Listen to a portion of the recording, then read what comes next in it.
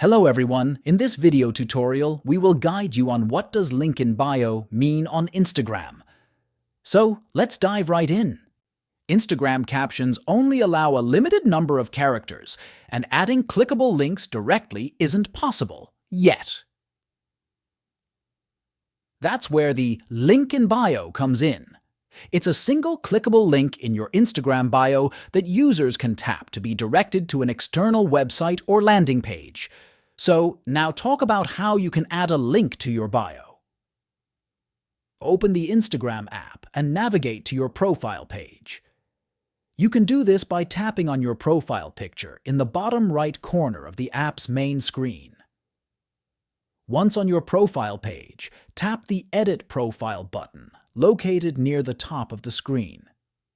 Look for the Bio section on your profile editing page. This is where you can add a short description of yourself or your business. Here, tap on the Add Link button. Then, tap on Add External Link. Paste the URL you want to link to in the bio text field. Be sure to copy the entire URL. Tap the Done button in the top right corner of the screen to save your changes. Your profile will now display your link in your bio, and users will be able to click on it to visit the linked website or landing page. And there you have it.